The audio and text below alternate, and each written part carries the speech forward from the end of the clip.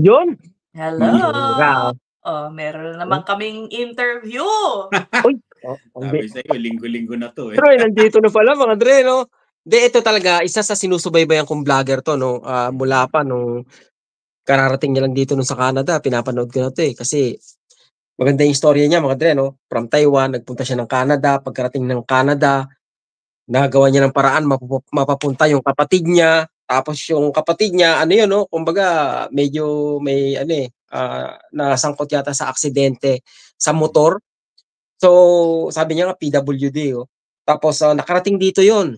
Tapos ngayon, nakuha na rin ng kapatid niya yung pamilya, yung asawa at ang mga anak niya. Kaya ngayon, lahat nandito na sila.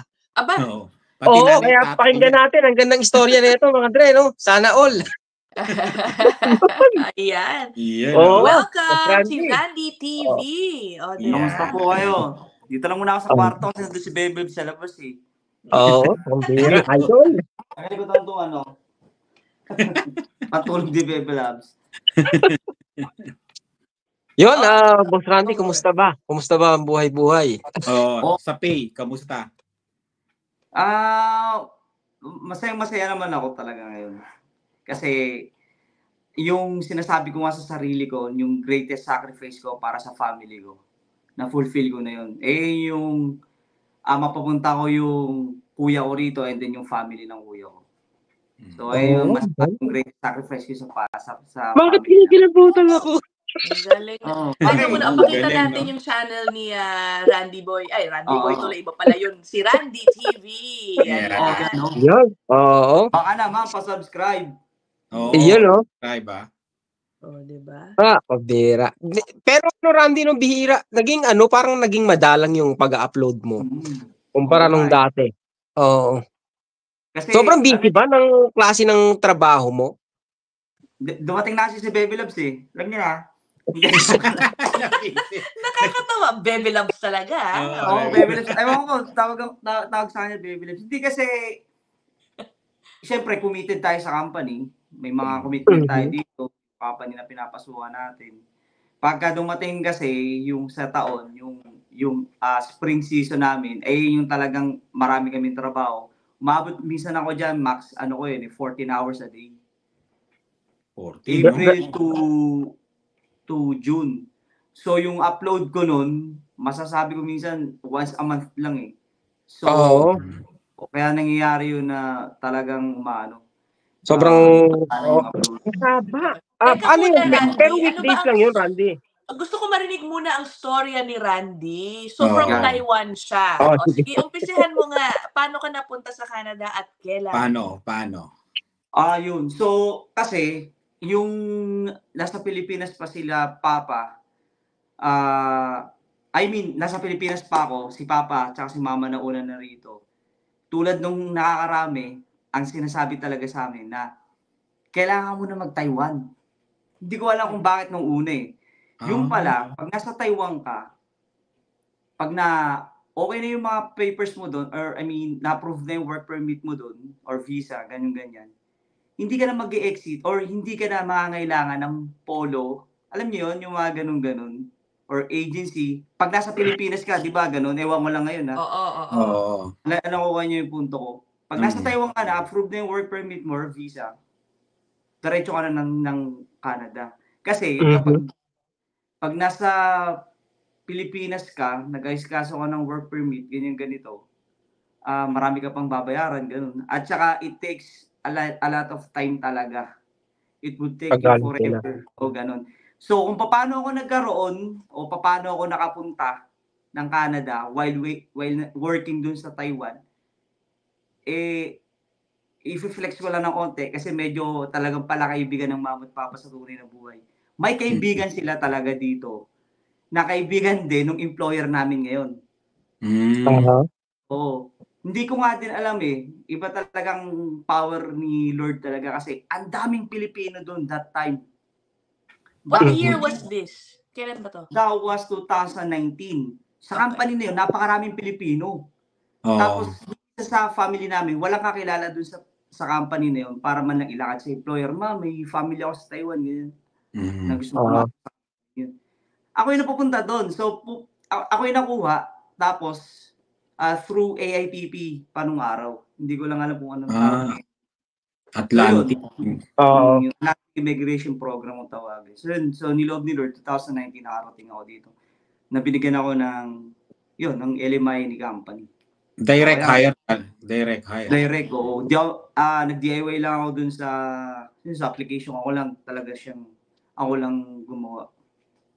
Oh. Okay. What company? Can you share with us? Anong company? Yeah, sure. Yung company namin, pangalan, PEI Muscle King. Dito sa Morel, Prince Edward. Tagal na rin siya nag-ooperate. So, ang trabaho namin is, ayun nga, muscles. Kami nagpa-farm, kami rin yung nag-harvest, tapos kami rin nagpa-process. Kasi may ibang company na nabili lang sila ng muscle eh. So, ewan ko lang, napanood ni Sir Rice yung content ko na na one time nagtrabaho ako sa may boat na sobrang init, ganun. For almost 2 weeks lang yun. Imagine may mga Filipinos doon all year talaga nandun sila. All season. Nandun sila. Oo, ako, nandun lang ako summer. Tapos wala nagsabi sa akin kasi may pinalitan ako doon sa may boat, nag-harvest kami ng mussels. Wala nagsabi sa akin, kailangan mong sunscreen sa batok mo Oo. Tapos after nung 2 weeks na yun, nagkaroon ako ng ewan ko kung ang klaseng sunburn yun, parang hindi ko na skin disease na siguro. Kasi sobrang init that time, tapos naka-oil gear kami. So, imagine ko nga after nun, sabi ko, ano experience ng mga kababayan namin dito na ito yung ginagawa. So, yung masasabi ko yung company namin, yung trabaho ng sa company namin is parang mahirap, Randy. Mahirap. Pero gusto it na talaga. So, okay lang. Hindi ba parang parang during winter, parang nag-slow down din yung trabaho nyo? Yan. Ang magandang question yan. Kasi, pag winter naman, siyempre frozen na yung dito sa lugar namin. Frozen na yung tubig. So, wala nang harvest sana ng mussels. So, si company, ang ginagawa niya, yung mga Filipinos na nagtatrabaho sa boat, sa bangka, pinapapasok sila sa planta. Kasama namin sila sa planta. By the way, nagpapala ako sa planta talaga sa company. Isa ako sa mga machine operators doon. So, anong nangyari kaya nagtrabaho lang ako sa boat kasi na-accident yung puti, yung local doon. Na na pumasok ako sa may parang machine na Kinain yung kamay? Ganun, kapag hindi ka attentive or focus doon sa trabaho, hindi ko lang alam kung anong ginagawa niya. Basta may machine doon, yung kamay niya pumasok doon. Ako naman, hindi sinabi sa akin din nung kapitan ng boat na sinasakyan ko na, alam mo ba nangyari doon sa pinalitan mo? Wala nagsabi sa akin doon. Wala sinabi. Wala nagsabi. So sinabi niya lang sa akin yun, siguro mga 2 days bago matapos yung turnover ko doon sa na-aksidente. Pag nililipat mo yung branded sa labas, mas mataas ba yung rate mo o same lang? Sa ngayon, mas mataas na eh. Mas mataas na sila kasi pag nililipat ka doon. Pag nililipat ka, tapos hindi ko lang sure 45 hours after mga susunod na mga hours na after 45 hours overtime ka na. Sa isang linggo yun ang sinasabi ko. Sa company namin kasi hindi ko nga din alam. Sa planta naman, pag nagtrabaho naman sa planta, 55 hours. After nung 55 hours, overtime ka na. Randy, sa company namin. Yung employer mo mahilig sa mga Pilipino?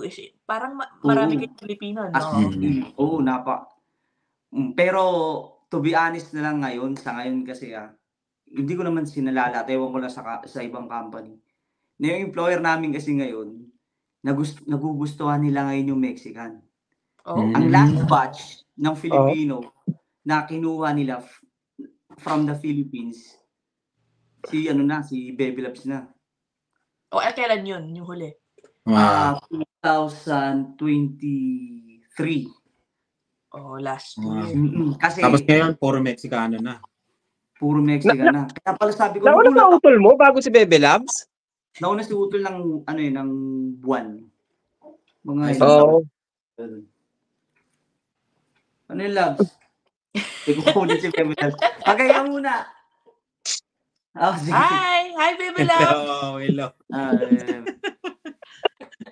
Yun, Randy, anong nangyari? Bakit? Oy, hi! Nuwa yung charger. Ano nangyari, Randy? Bakit ganon kaya? Yung parang mas Meksikano na yung gusto. Ay, ito lang sa ano paliwanag ko. Wala namang parang study na pinibase ko rito. Based lang sa experience ko at naririnig ko, sa akin lang to Tingin ko, si company kasi, mas mura yung pagkuha sa mga Mexicans kaysa sa atin. Sa Pilipino. Or sa kasamang bansa. O mas lalo na pag sa Pilipinas, una-una kasi syempre, si company, bibili or kukuha ng permit yan to get foreign sa workers. Agency, no? Sa agency pa. Oo. Tapos yung plane ticket pa, sa ngayon, napakamahal. Oo. Ikwento ko lang sa inyo para to give you an idea. Kasi tingin ko umaray sila dun Kasi si Utol, nung pumunta siya noong 2022 rito, ang plane ticket niya ako nag-book was 2,600 one way lang yun. Hindi ko lang alam. Kasi days before lang nung flight, saka lang ako nag-book December pa yon. So, nabot siya 2,600. Oo, mahal pang December. Tapos siguro mga a week before lang nung flight, saka lang ako or the date na talagang gusto ko siya papuntahin dito. So, syempre, di ba? Tapos si Bebe Labs naman, nakahanap ako ng 2,300.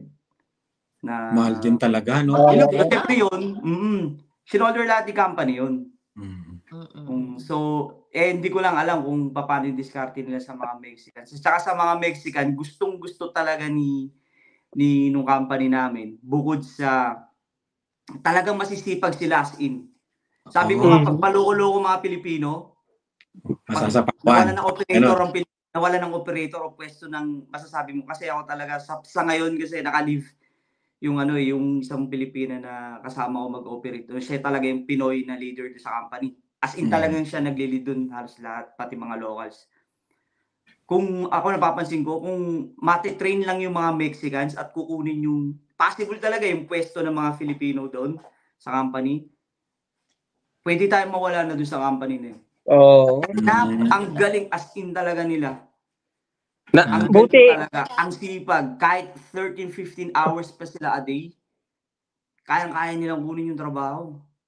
Sabi ko nga, paano na kaya buti na nakapasok na dito si Utol tsaka si Bebe Labs. Kasi talagang ang galing yun. Di ba, company mo yung kumuha sa ano mo, di ba, Randy? Sa kapatid mo.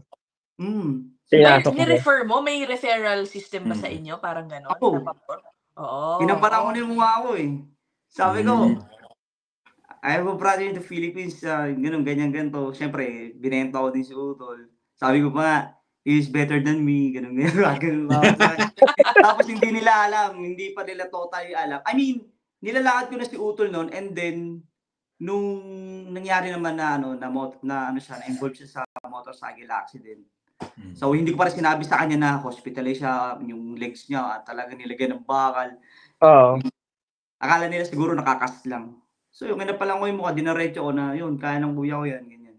Yun, niloob naman ni Lord na nakarating si Utol dito. Si Bebe Labs, paano mo binenta?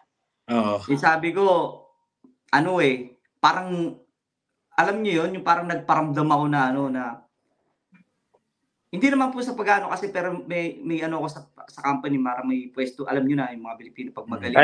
Masipag Pagka parang nagparamdam ako sa kanila na kung hindi niyo kayang bigyan ako ng LMIA or tulungan na makuha si Utol ko at si Bebe Labs, alis ka. Magkukwit ako. Tapos gagawa ko. Ganun. Kasi atapang ko pa dati. Hindi sa PI dati. PR ka na, pero PR ka na nun. PR na ako nun. Ang dami kasing company dito na na pwede kang mabigyan ng LMIA.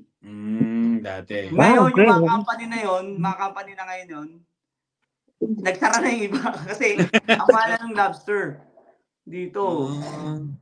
So, hindi naman totally sara-sara. Nag-slow lang sila ngayon. So, yung pagbibigay sa kanila ng LMI o pagbibigay ng opportunity dun sa mga Pilipino na gusto magtrabaho sa kanila para magkaroon ng LMI, ganun, is wala na. Ang tapang ko pa nun dati kasi ganun. Ngayon, iba na, parang nakaganto na ako. I mean, hindi naman ako nakaganon ngayon kasi hindi naman sa kaya ko naman magtrabaho sa iba eh. Alam niyo yung company na ADL, yung gatas, yung Cavendish, yung mga patatas. Since machine operator naman ako, kaya lumipat doon. Tingin ko kayang-kaya naman yun. Yun. Hindi mo ba sa ngayon, kasi PR ka na nga, di ba? Kumbaga, sabi mo medyo may kahirapan yung trabaho mo. Hindi mo ba naiisip na lumipat ng karir, mag-iba ng trabaho? Naisip ko talaga yun. Naisip ko kasi hindi ko lang ayaw kasi magkaroon ako ng nung parang magse-celebrate ka na early or ipapakita sa tao yung ginagawa mo. Ngayon kasi, sa punto ngayon, hindi ko sinasabi sa iba na nag-aaral din ako ng programming. Nag-aaral ako ng Python. Oh, nice. Okay. Nag-aaral ako ng programming. So, nag-online course ako. Tapos, hindi ko muna kasi yung maudlot eh. Alam mo yun? Ganun. So, sabi ko kasi, sa ngayon kasi, ewan ko, pinalaki kasi kami nila mama tsaka ni papa na dapat kahit malito bagay man yan, na nagawa ng pabor sa iyo ng isang tao, kailangan tumanaw ka ng utang na loob. Kasi kung ano yung gagawin mo ngayon, let's say nakuha mo yung pabor sa kanila, tapos wala kang gagawin in return, babalik sa iyo yan sa susunod. I mean, ang gusto ko lang ipunto doon, nakuha ko na yung gusto ko sa company. Nakuha niya yung kapatid ko, nakuha niya si Bebe Labs, shinolder nila halos lahat. Tapos ngayon, yung asawa ng kuya ko, pinapapasok niya ngayon doon sa company. So, 4 kami ngayon doon. Kung tutusin, tulad ng ginawa ng mga ka-batchmate ko, after like ilang months lang or days, umalis na ako ng PR. Medyo nakakalungkot lang at kinabahan lang din ako nung baka isipin nila na ganun din ako. But baka bibigyan ng opportunity na kunin yung kamag-anak ko sa Pilipinas. Kaya hindi gagawin mo sa amin. Kinabahan din ako nun eh. So yun, kaya until now, sabi ko, habang naghihintay ako ng pag-change ng career, and then at the same time, kahit medyo tumatanda na sumasakit na yung likod, muna ako, dito muna ako sa company. Tapos mag-aaral-aral muna ako. Soon, kung lolokohin ng Panginoon Diyos na umalis ako. Kasi IT din po ako sa company pero hindi ko naman na-practice talaga. Naisip ko nga na baka kako parang mas gusto na ng mga kumpanya dyan yung Mexican kasi nga yung mga ginagawa ng Pilipino na minsan nga yung iba kararating lang hindi na tumutuloy sa kumpanya. Di ba? Tumatakas na. May ganung issue yata galing sa Taiwan. Marami po ganyan. Paano yun? Di ba naka-closed yun? Hindi, pag na-PR na. Pag na-PR. Okay. Pag na-PR. Yung ganyang kwento, napakarami talaga niyan dito eh. Marami din bang trabaho dyan? Marami sa ngayon po, marami talaga. Kapag pagka PR ka na, yung opportunity para sa, alam naman natin guys, siguro kahit sa pero hindi ko naman minamaliit yung papasok ka sa fast food pag PR ka. Siguro ayun yung pinakahuling option mo na pwede mong pasukan sa Tim Hortons, sa McDonald's o sa restaurant. Magagandang trabaho yung mga yun, pero pag PR ka kasi rito, maraming company dito na mas okay, no? Mas okay. At saka alam mo yung fit sa schedule mo. Kunyari ka may baby ka, may pamilya ka, ganyan. Sakto. Tapos work-life balance, wala kayong pasok Sabado-Linggo, makapag-church ka, ganyan. Maraming ganun dito. So sa trabaho, masasabi ko pong okay. Kapag PR ka, and open meet, mga ganun. Parang alam ko, diba sa PEI, maraming mga nagsisilapatan papuntang PEI, hoping na mapi-PR sila. May mga estudyante, di ba? May mga nagrarally dyan, di ba? Randy, na ano ba yun? Opo, dito sa Charlottetown. So, yung patungkol naman dyan, lang is based lang sa narinig ko. Ngayon, pabalik na sila kung saan sila nanggaling.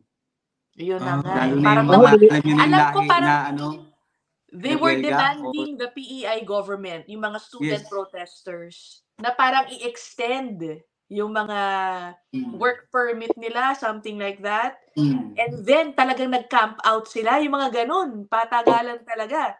Pero Pero pinauwi na sila. hindi bumigay yung PEI. Kaya baka itong sinasabi ni Randy, wala na silang choice. Kung mawalan sila ng staff, uwian na sila. Ako nalulungkot din ako sa kanila doon sa mga nagrarally.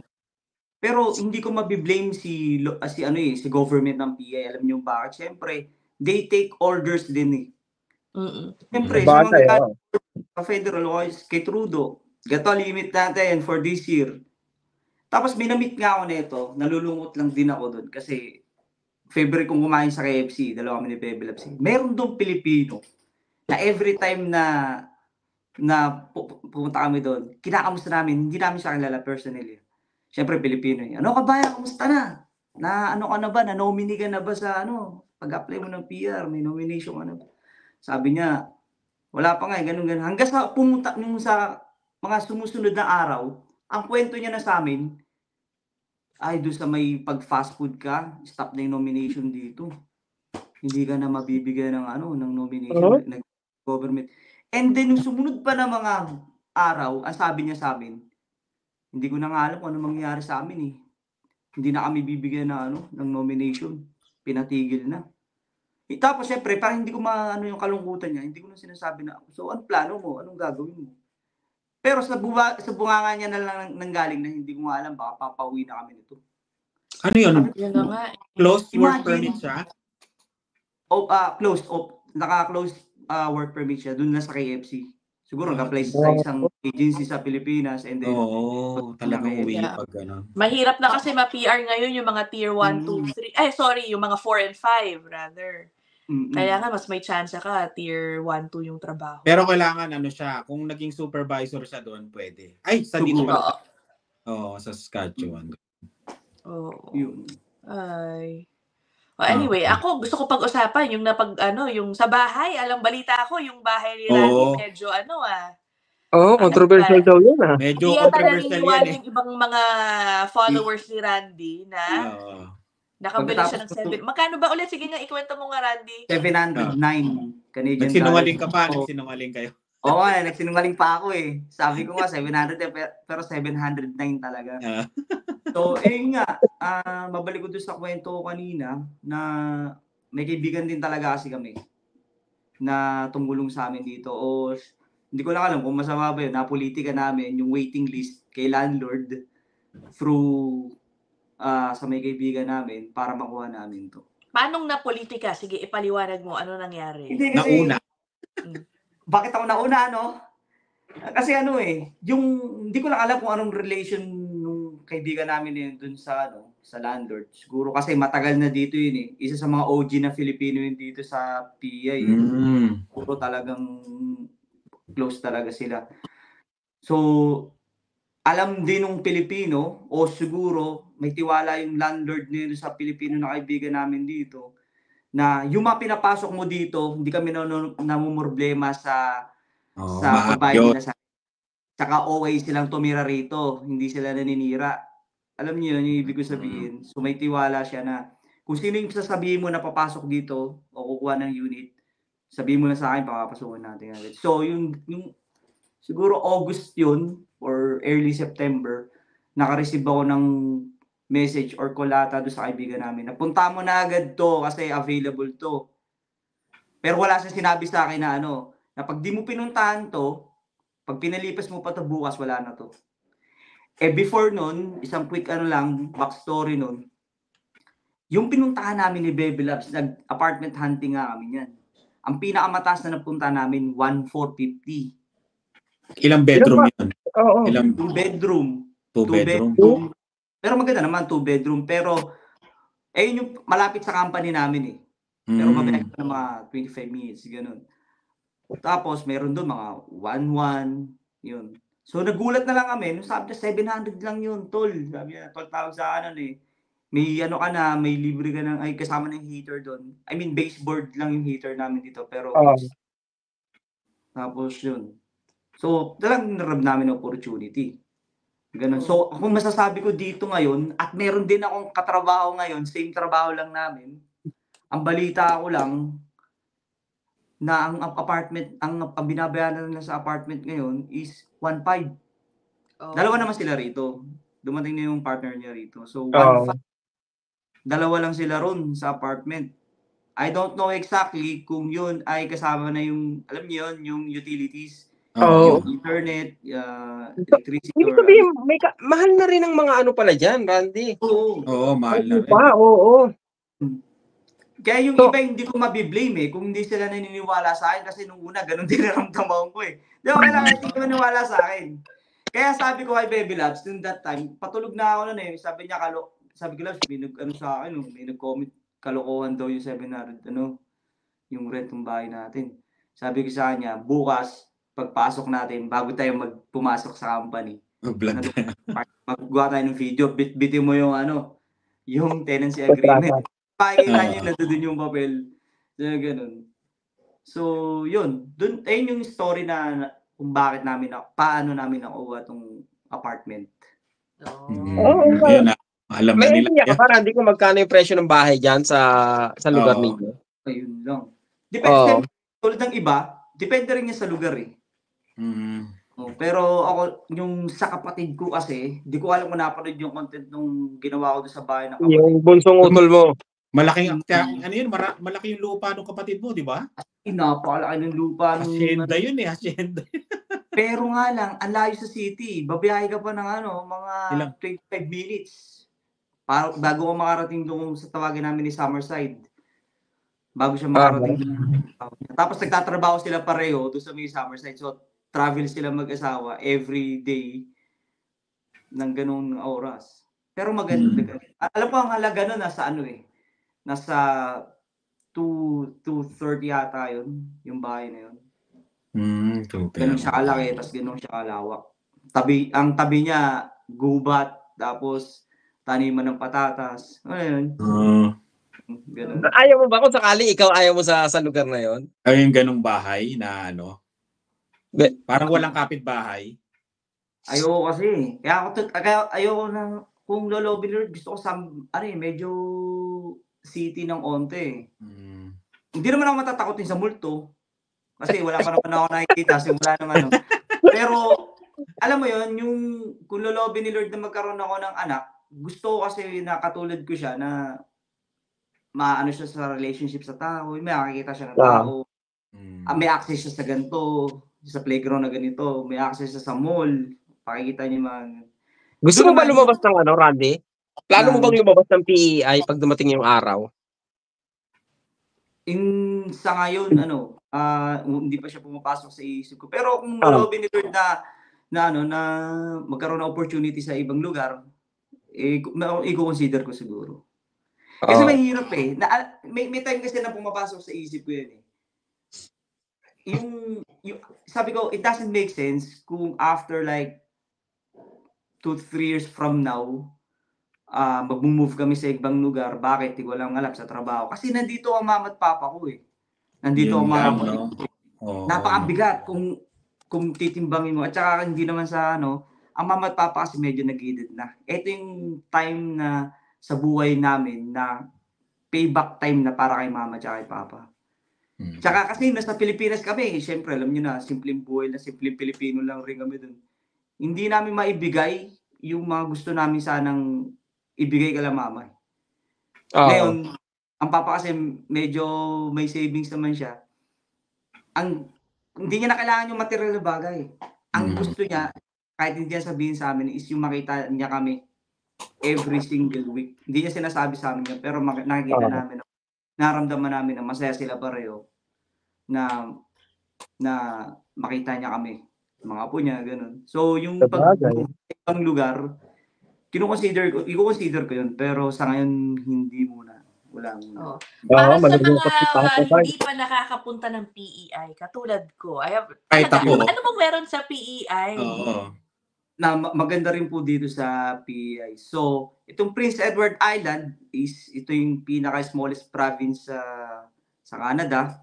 So, may dalawang way ang pagpasok at paglabas mo rito. Yun nga, yung Confederation Bridge natin na was built 1997 pa siguro yun. Pero goods pa naman siya.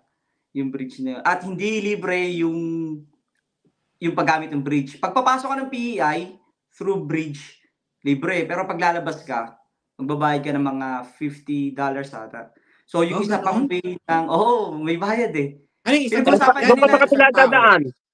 Sa kabila ka dadaan. Isang tao, isang sasakyan. Isang sasakyan. Mag-iba pa yun, depende sa anong dadalhin mong sasakyan. Tapos, meron pa kami ditong may ferry din si PEI dito. Biyahe naman niya sa Wood Island, Prince Edward Island to peak to Nova Scotia na. So, yung pumunta kami ng Halifax, si Baby Love sa inyo ginamit namin para makasave kami ng onting gas. So, kung tatanungin nyo naman ako dito kung maraming trabaho, sabi ko nga, basta PR ka at citizen ka, maraming trabaho. Siyempre, kung hindi ka maselan sa trabaho. So, gusto mo namang mag-upgrade sa sarili, may mga school naman kami dito. Tawagin namin University of Prince Edward Island, tapos may Holland College dito. At masasabi ko naman na maraming mga Pilipino din ako nakita na namimit na graduate ng mga schools na yun. Tapos mga professionals nila ngayon, na sila ngayon. So, eto din yung PA din yung kung i-describe ko naman siya kung gaano siya kaganda, maraming beach dito na magaganda. Tapos taniman ng patatas, napakarami. Patatas ang dyan, ang talagang agriculture nila. Patatas. So, yun, hindi siya, atas kung sa mga Filipino communities naman, marami ng Filipino dito as in. Libo na. Nasa libo na tayo dito eh. Ang dami na rin pala, no? Marami. As in, may time nga dito nung 2019, ang sabi ng papa ko, hindi ko talaga malilimutan yun. Nasa Atlantic Superstore kami. Sabi niya sa akin, Ran, kapag may makakasalubong ang Pilipino, alam mo Pilipino dyan sa store, batiin mo. Kahit di mo alala, batiin mo. Ganun ang papabay eh. Ganun siya eh. Until now, ganun siya. Pero, ngayon namimili na rin siya. Bakit? Nung time na yun, napaka-onti pa ng Pilipino. As in. Paano pa kaya yung panahon ni Papa? Yung panahon kasi ni Papa talagang, kahit sabi mo mga 200 kilometers pa yung pupunta mong birthday yan, pupuntaan mo ngayon. Ngayon, napakarami na. Which is okay naman, kasi yung community dito is parang ang ganda na ng community kasi lalo na sa mga kabataan, lagi may basketball, may mga fiesta, alam niyo, buhay na buhay mga Pilipino. Kapag may event si Prince Edward Island dito, yung mga pagkain, mga ganun. Maraming Pilipino na gano'n na mga nagtitinda. Which is okay din naman. Medyo naninibago nga lang si Papa Bay kasi syempre hindi mo naman sila mabiblame. May mga taong din naman na hindi pala bate. Alam niyo yun? May mga tao naman na kahit hindi mo kilala, ma'am, sir, kamusta kayo? Kabayan, kamusta kayo? Hindi ka papansinin. Patitignan ka lang anong sinasabi mo. Ilang beses ako nagaganon eh. Kaya may one time nga dyan medyo napahiya ako ng onte. Hindi ko nga alam kung Vietnamese ba yun o Pilipino yung lalaki na yun, may kasamang jowa. Baka mamaya may tinatago kasi. Nag-vlog ako dun nakita niya ako na gano'n ako. Pero pag nagpa-vlog din naman ako, tinitignan ko na baka may tao kasi hindi nakaka-appreciate yung ginagawa ko Tapos may nakita ko, Vietnamese siguro yung Pilipino, pati yung Tapos, nagtigil ako ng video. Sa parking ako nun sa Walmart. Tapos binati ko siya na, Kabaya, kamusta? Alam ko talaga sa sarili ko kasi ito lang ako Tapos nandun siya sa kabilang na Pilipino siya. Ko na Pilipino o Pinoy tapos may girlfriend siya. Hindi ko alam kung Baka kasi may tinatago yun Sabi baka masagi ako dyan. Pagka ganun ko, sabi ko, narinig talaga ako nun Sabi ko, Kabaya, kamusta? Tinignan niya lang ako, tapos dumaretso siya. Sabi ko, ayun yung isa sa mga nag-trigger sa akin na babati pa din naman ako. Pero as long as mapipigilan ko yung pagbati ko na, alam niyo yun. Kasi ayoko na mapahiya na gano'n Ngiti na lang. May mga tao kasi na hindi nakaka-appreciate ng gano'n. Parang, leave us alone. Mind your own business. Ganun siya. Okay lang. May tanong ako, Ina. May idea ka ba? Let's say nagbablog tayo sa labas, sa kalsada, tapos nakukunan natin yung mga tao. Pag bibita ka nila, do you think they have the rights na sitahin ka? Ayun, si Bebe Loves, oh. Alam mo, Dito tayo sa labas. gray area yan eh. I think, Public is, you are allowed to record, pero kasi right? nasa public space, Ayan nga alam po. mo, hindi ko alam ano ang policy dito rin sa, hindi ko No, alam, I don't kasi- want to say anything. Napapanood mo ba? Kumbaga, kasi napag-usapan natin kasi vlogger tayo di ba? Hindi Kung maiwasan na mga minsan. hindi pong pahapyaw lang, I don't think they can do much pero about pag yung it. tinutukan siguro. Pag tinutukan, Yes. tapos hindi ko alam eh. Nakita mo ba sa mga balita, di ba? Pag nakatutok yung camera ng ganyan, yung mga tao dumadaan. Di ba? Oo, yun na nga, kasi in passing lang yun. Oo. Pero kunyari, ginawa mo sang subject talaga. Yan. Hindi na siguro. Baka doon may gray area. Although, naiisip ko naman, paano yung mga nagva-viral na halimbawa, nakukunan sila na ewan ko, yung mga the Karens, yung mga ganyan, ano? Can they do because they were filmed? I don't think they do. Kasi they were, hindi ko alam. Alam mo, hindi ko alam. Guys, yung mga viewers namin, kayo na nga lang magpaliwanag. Comment down below kung pag-upload nyo to. Comment down yung below. mga lawyer dyan, yung mga lawyer. Yan. Kasi sa totoo, sa Pilipinas naman, kasi madalas namin ginagawa yan sa field, di ba? Sa Pinas, they say sa Pinas. Kami. Hindi naman namin kailangan i-secure ang permiso kapag nasa public area kami. But let's say in a restaurant, posibleng hindi kami payagan ng management ng restaurant. Hindi namin gagawin. Yes. May kwento pero nga pag po sa kalye, sa kalsada, hindi naman. Although, maniwala kayo, may ibang mga syudad sa atin. Gusto rin nila may permiso. Kahit nasa sabi mo pa. Iba-iba eh. Magulo, no? Ano yung Randy, kwento mo? May kwento ko niya, pumunta kami ni Bebe Love sa Halifax last year. So, nandun kami sa mall.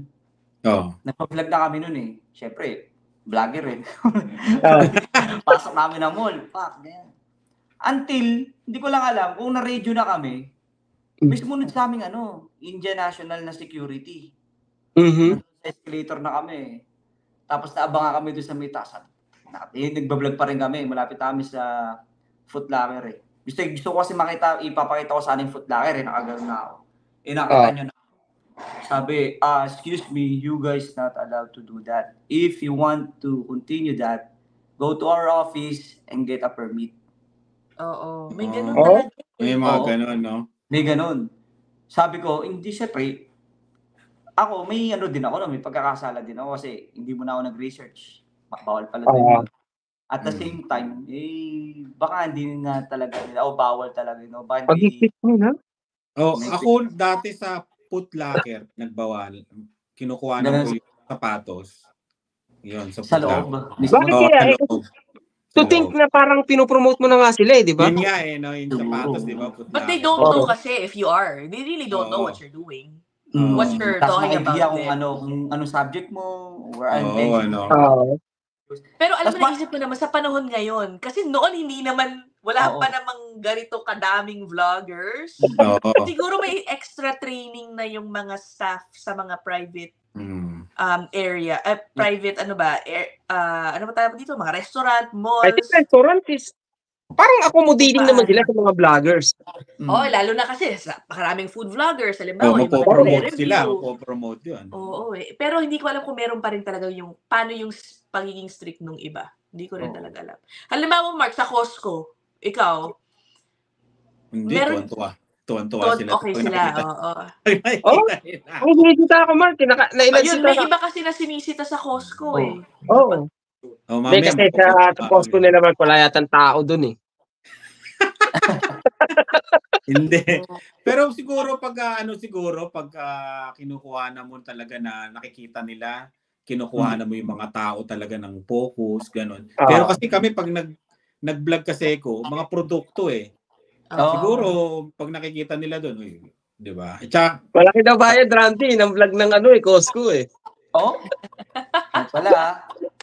Tsaka may kwento nga ako dyan eh. Di ba mag-Halloween na, yung mga nagtitrick or treat. May content ako dyan, sila mama tsaka si papa, syempre gusto nilang, ako pa nun wala pa sila Baby Loves, wala pa sila. Andun ako lang mama, may trick or treat, yung mga bata.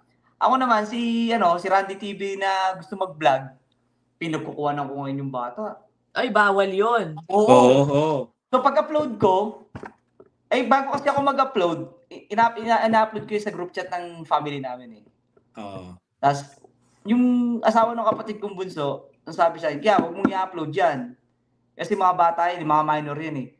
Unless, may consent ng parents yan. Oo, nakuhanan. Kunyari, pwede. Right away, after ko maano yun, hindi ko alam kung na-upload ko yun eh. Inano ko siya, pin-private ko yung video na yun. So until now, hindi ko naman siya dinelete, naka-private lang. May mga nag-comment sa'yo? Wala nag-comment. So parang naagapan ko siya na, nga pala, bigla ko siya na-realize na, what if isa sa mga anak ko yun nandoon nagtitrick or treat, kukulam yung anak ko? Ano yung mararamdaman ko? Alam niyo yun? Kaya ngayon, sa buhay ko na, sa buhay ko na pagiging vlogger dito sa Canada, kahit yung ngayon lang, na-realize ko na, itutuloy ko pa rin itong ginagawa ko. Pero, lalo na pag nasa public area ako, kailangan ko maging considerate sa iba. Kailangan ko ilagay din yung sarili ko sa paanong iba. Sa sapatos ko. At all time. Yes. Kasi, ako naniniwala ako na may mga, pag yung nagbablog ako sa labas, nagbablog nga ako sa labas, may mga tao na hindi na-appreciate yung ginagawa natin. Marami rin. Wala lang sila ng courage. Wala silang courage to say, stop doing that while we are... Tapos, one time, loves, doon sa may gasoline station, nag-short video vlog ako nun eh. Ang tagal ko nang ginagawa talaga yun. Pinapakita ko yung price ng gasoline dito sa PEI. May isang lalaki doon sa may susunod na pump station. Sabi niya sa akin, I don't know if you don't know na we are not allowed to use our phone at the gas pump. Pero rule talaga yun din, di ba bawal mag-cellphone? Bawal, baka sumabog kayo. Unless siguro pag nagko-call ka, nagbi-make ng call, di ko alam paano paano natitrigger yung radiation ba yun o yung pagsabi. Yun nga sabi ko na hindi lahat talaga nakaka-appreciate nung ginagawa nating vlog. Pero sabi ko na itutuloy ko with talagang kailangan ko mas maingat na. Kasi tinawag natin buhay, iba naman yung buhay ng mga tao na natatamaan ng camera natin. Sabagay. May lisensya na ba si Baby Love? Ano bang nangyari sa driving niya? Magaling na mag-drive to. Learner pa lang to eh. Si Baby Love, meron na siyang driver's license learners. Siguro, after a year, magte-take na siya ng road test. Sa Pinas, hindi talaga siya nagda-drive? Hindi nagda-drive yun. Kahit nga motor, di niya dinadrive. Pero, may traffic ba dyan? Wala. Wala siyang, pag papasok ko ng, yung mga, since nasa city kami, pag yung mga tao na papasok ng 8 o'clock, 9 o'clock, dami sa yan. Tapos, mostly, pagka nasa road ka na mga 4:30 ng hapon, ang dami yung sasakyan dyan. Pero pag nasa labas ka na ng city, kahit isang kamay lang, kaya mong mag-drive eh. Wala ka nakatalubo. So, ang ginagawa namin ni Baby Labs, pagpapasok kami ng 8:00, 7 pa lang, lalabas na kami. Siyempre, parang may oras pa. Hindi nagmamadali. Paglabas niya rito sa city, pag dito pala sa city, ginaguide ko siya sa mga traffic lights. Kasi siyempre, kailangan natin maging familiar. Sabi sa kanya, kailangan muna familiar yung kalsada. Kailangan kailan yung stop sign na mangyayari or roundabouts, ganun. So soon, lolobin ni Lord, magkakaroon din niya ng lisensya. Usapang winter naman tayo. Malamig ba dyan? O grabe bang mag-snow dyan sa PEI? Sakto lang. Malamig. Ano pinakamalamig dyan? Parang lagi. Ano pinakamalamig? Dito sa basement, malamig ngayon eh. Hindi, yung sa winter. Hindi, ang pinakamalamig na experience ko dito, -30. But hindi din last. Hindi siya nag-last ng talagang halos, alam niyo yung halos frozen na yung road. Yung Facebook, yung government dito, babato sa Facebook na tsaka sa radio station na wag kayong lalabas hours itong hours na to kasi sobrang lamig na to. Bago nangyari sobrang lamig, umulan. Oh. Hindi frozen niya yung Oo, kalsada. ano yun? Black ice na, no? Yes, Delikado yun nga yung tama yung black ice na yun. Sobrang lamig nun. Pero yung snow naman, tulad din sa iba, talagang malakas din yung snow dito. Kasi si PEI kasi, wala siyang hindi siya mabundok. Hindi ka pa, let's say katulad kay Alberta, mayroon siyang bundok na pag may strong winds, tsaka yung bugso ng hangin, or let's say may kasama siyang snow, may mayroon siyang May panangga siya. Dito kasi almost open. wala siyang ganun eh. So, pag umangin dito, nagaling sa yung northerly wind, yung ganun, yung galing sa north, ang lamig na, sobrang lakas pa. Oo, so ano nga diyan ngayon, katulad ngayon, anong niyo diyan? Ano temperature? Sige, tingnan natin mga temperature natin, oh. Ang temperature dito kumpara natin. Positive 11 ngayon dito eh. Oh, plus 11 ah. Oh, ikaw, Rai. 6. Malamig na yung 6. Ikaw, Ina. 12. Oh, parehas kami ni Ina, oh. 12 nga kami, oh. 12. Sa akin ang malamig din. Malamig ngayon eh. Kay Raisa. Pero nag-ito na diyan, Randy? Wala pa. Sa Monday, possible. Pero yung dagat naman, hindi naman na-frozen yun, di ba? Hindi naman yung dagat, di ba? Frozen yung dagat na ito sa amin eh. Yung dagat mismo? Dito sa amin, Sa Halifax, hindi. Talaga? Hanggang dagat?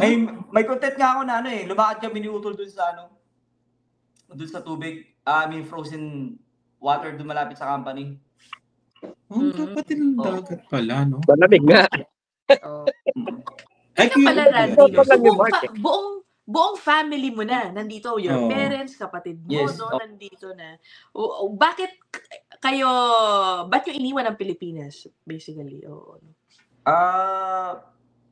Kasi, syempre, alam naman lahat, yung security ng buhay, I mean, financially, sa future ng mga bata. Kasi galing po kami talaga sa hirap. So, saan sa Pilipinas para malaman nila? Tagalabang po kami, Muntinlupa. Okay. So, yung galing kami sa hirap, tsaka kilala din namin yung sarili namin. Yung na-reach lang na, yung kakayanan namin bilang kami pagdating sa pagtatrabaho. Yung ganun. Alam niyo yung ibig sabihin. Yung trabaho ko na ganito ngayon, kung ano yung kaya kong palang gawin na trabaho sa ngayon, nasa punto ng buhay ko pag nasa Pilipinas ako, yung earnings ko siguro napakaliit lang talaga. Yung kaya kong gawin sa ngayon sa ganyan. So, nag-move kami kasi ang sabi talaga ni Papa nung kahit mga bata pa kami, ewan anong pumapasok sa utak nun na iwanan natin ng Pilipinas. Kasi hindi ko po alam yung kung paano nagpapalakad yung government natin sa Pilipinas is parang hindi believe si Papa. Hindi ko alam. Pero hindi ko nilalat, may mga politicians na magagaling. Pero as the whole, parang hindi po tayo united dun. So, yung benefits nun, hindi para sa lahat. So, sabi ni Papa sa amin na bakit hindi natin consider sa Canada? So, nauna ba yung magulang mo na paano sila, anong pathway? Si Papa po kasi, skilled talaga yan na worker sa Pilipinas. Siya, fiberglass fabricator. Sa Parañaque kasi, nung araw, may sila dyan may magkakaibigan sila sa isang company na puro ganun ng trabaho. Ngayon, may isa silang kaibigan na talagang umalis doon sa company na sabi, tayo, mag-abroad tayo. Ang galing eh. Tapos, yung Pilipino na yon naging employee of the year pa. Tapos nangailangan ng tao, syempre Pinoy nangailangan ng tao, yung company na yon na-skilled na. Kung ano yung kaya niyang gawin, dapat hindi natuturuan, nung kukunin. So, si Papa isa na doon, napasama doon. Tsaka kinuha nung kaibigan namin na yon, taga Alberta siya shoutout kay Kuya Roland. Shoutout. Na hindi siya kumuha ng magaling lang. Hindi siya kumuha ng skilled lang. Kinuha niya yung mga kaibigan niya talaga. Yung mga Oo. magkakatiwalaan niya. Yung gusto ko sabihin, hindi siya mapapahiya. Isa si Papa Bay dun. Oo. Yun. Doon pala nagsimula ang lahat, no? Oo, no, worker din pala yung ano. Pero Oo. totoo, Ay. naiintindihan ko yung sinasabi ni Randy, di ba? Totoo naman na, Of course. Opo. Iba ang earning capacity ng mga ordinaryong Mm. trabaho. Manggagawa. Tsaka manggagawa dito, di ba? Wala, parang wala nang, may pag-asa pa ba sa Pilipinas? Hindi, kung ikukumpara mo. Maybe not in our lifetime, pero meron. Amen ako dun. Amen ako dun. May magiging okay din ang lahat.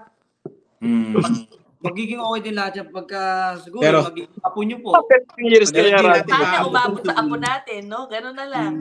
pero sa tingin nyo maabutan natin, parang hindi. Hindi, parang no? Parang ganito, no, sa Saudi. Kasi nga, medyo matagal ako sa Saudi. So, yung kaugalian ng matatanda, no, parang kung gusto mong baguhin, kung ano yung nakasanayan ng Saudi, parang ang dami mong dapat alising tao. Yung para ma-transform talaga kung parang mag-move forward yung sa ngayon na lahat may equal right kasi alam niyo naman dati sa Saudi, di ba? Wala yung bangko ng mga babae, hindi ka pag lalaki ka hindi ka makapasok sa tindahan ng Victoria's Secret, yung mga ganon. Ganun kahigpit dati ron eh. So parang kailan pa mababago to? Siguro after 50 years pag wala na lahat ng mga ninuno na may mahigpit na paniniwala. Parang ganon. Sa atin, di ba? Iba nga eh. Ay, tanong ko lang pala kasi ano nangyari? Ba't lumabas si Marjorie Quintos? Ha? May lumabas Marjorie Quintos. Tapos nawala rin si Mark. Nakita niyo na ba ako? Nakikita niyo ako? Oo. Ayan, okay. May mga tumatawag kasi. Okay, sorry. Lumabas si Quintos? Saan lumabas? Oo, lumabas. Anyway, sige. Ano na pinag-uusapan? Hindi, yun nga. Yung kumbaga, may pag-asa pa ba yung Pilipinas, di ba? Ako naniniwala po ako na meron pa rin yan. Siguro Siyempre, pag naalis na yung mga ng pag-asa. Oo. Ayan, Alam tingnan ko. mo. Yan, no? Nakalabas no, Marjorie Quintos. So, ba't kanina, ano yan eh? Saan? Sa'yo, Randy, nakikita mo? Oh my gosh, oo nga no. Bakit? Teka muna. Palitan ko yan. Randy yan kanina eh. Kaya nga. Hold on. Baka susunod si Ma'am Marjorie. Hindi siya natapos na. By the time umerito, napanood na yung sa kanya. Ayan.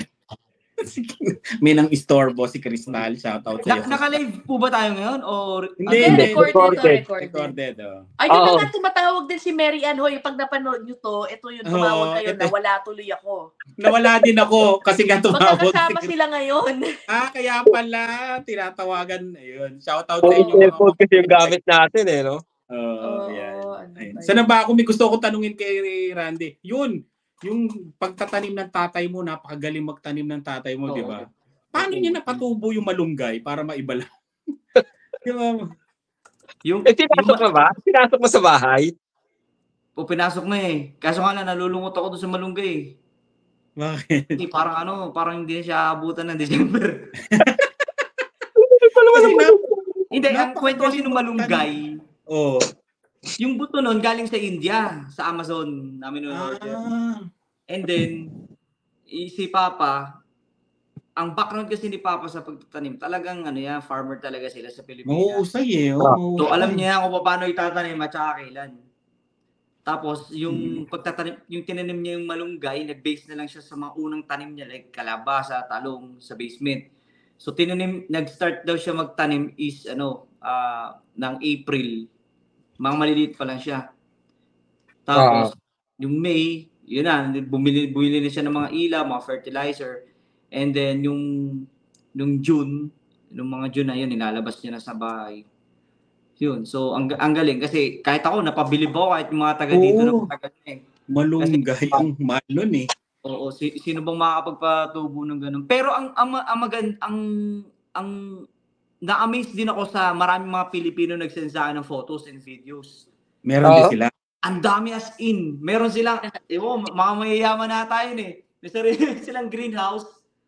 Tapos may sarili silang ilaw. Tapos makikita mo yung tangkay. Lumalunggay. Malaki na. Oo, Ang laki. malaki na. Sabi ko, kailan yung yan? Tinanim, matagal na sa amin to. Buhay to na 1 buong taon. Tsaka ganito yung pag-harvest namin, ganyan. Pag gusto namin magtinola, kinukuha lang namin. Oo, ang galing nun eh. May mga Kailangan mga Pilipino na ganun dito sa Canada. Ano ba tawag doon? Alam niyo ba yung Ina Rice? Green thumb. Yun, yung mga magaling magtanim.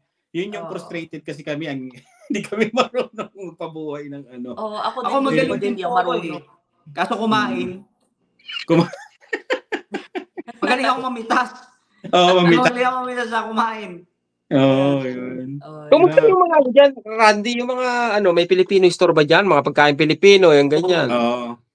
May isa nga rin nag-comment sa amin yun eh. Gagawa nga rin ng content dyan. Kasi syempre, smallest province in Canada. Baka akala nila, walang mall, walang ganun.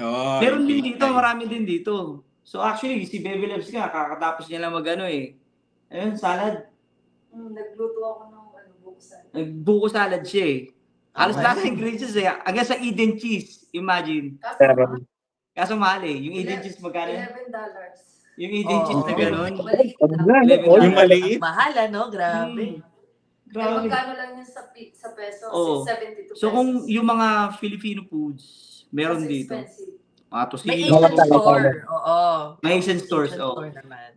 May gano'n naman. Asian and Filipino na. Pero ilang Filipino store? Isa lang dyan sa town nyo? O? Tatlo. Dito sa town, tatlo ata Asian store. Asian store, hindi siya owned ng Filipino. Asian store. Yung mga ang nagmamayari nagmamayari ng mga Filipino products. Chinese. Yung dalawa, Vietnamese ang mayari. Tagang Asian store, no? Asian store. Wala pa palang talagang Filipino store, wala pa. Meron, may mga may mga Pilipino rin po dito kaso alam niyo yun nasa bahay lang. Kasi wala yung establishment talaga. Wala sila established sa bahay. Pwede mag-online pala dyan, Randy. Pwede siguro. Dito rin sa Windsor, walang physical parang Wala grocery or store na Filipino. Na Filipino? Wala. Wala. May Asian store, pero kompleto doon. May mga 2 aisle siguro ng puro mga Filipino ingredients. Mga ganon. At tapos may isa lang na Filipino na nagbebenta ng pagkain na may physical store ha. I'm sure online maraming mga nagbebenta naman. At saka sa dito sa Atlantic Superstore dito sa amin, may aisle dito na actually 2 aisle nga yun eh ng mga Filipino foods meron. So okay lang.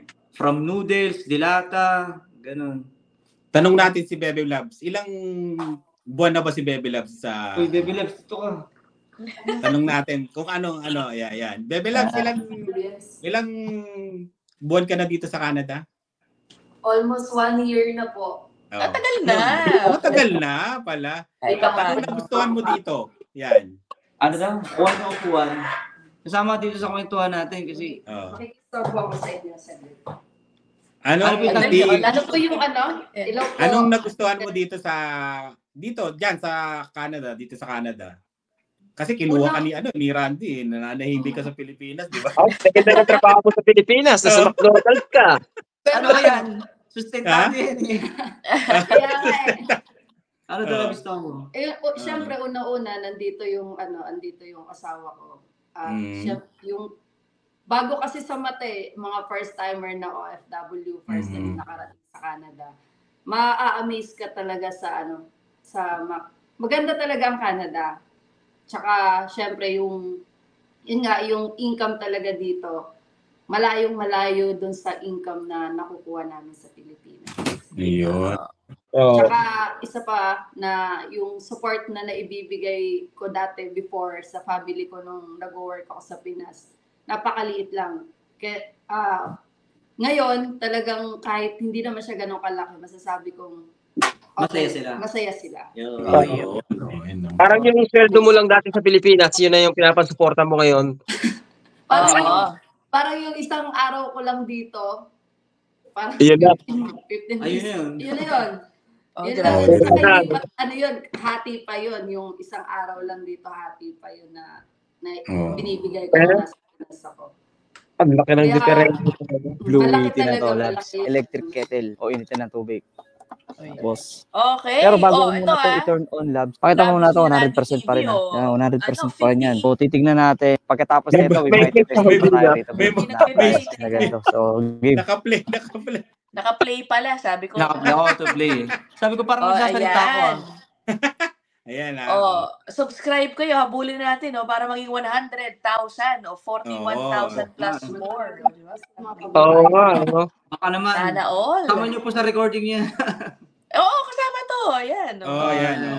Naghahanap po ako ng live. Kala ko may live po yung... Naka-record daw sila. Nanonood din kayo ng Spot Pinoy? Nanonood kayo ng Spot Pinoy? Oh, may yung nag-ano din kami, nanonood din po kami. Nakikita namin sa sino ba yun? Yung isang vlogger din. Yung mga content creator din po rito sa Canada. Yeah. Sila Joy and Kicks na taga dyan. Si Joy and Kicks nandyan sa PEI, remember? Pero lumipat na ng Alberta. Okay. Mga kaibigan din po namin yun. Halos kasabayan lang namin sila Kiko. Kasabay ko sila Kiko nakarating dito sa PEI. Okay. Randy, thank you and Bebe, maraming salamat. Maraming salamat sa inyo thank you Ang tagal mo kasi mag-upload, Randy. Isa kayo naka-upload to. Talaga minsan tinitingnan ko, i-search mo pa yung pangalan. Naka-upload na ba to? Ang tagal Wala. Pero nanonood din ako kasi ang galing ng tatay. Ang galing ng tatay niya magtanim. Natutuwa ako sa Bebe Labs niya kasi rin kumbaga, sila yung tugmang-tugma sa nila, yung personality nila. Parang magkapatid na po kami talaga nila. Parang ganun yung relationship namin. Rona pag nag-uusap. Congrats sa iyo. Ayun nga, happy naman. Buong pamilya na sila nandito. Salamat. Okay, we will end episode 50. Tapusin na natin ang episode 56 dito. Maraming salamat, guys. We will see you guys salamat po sa inyo. Thank you po sa inyo. Okay. Bye. Salamat. Bye. Bye po. Bye po.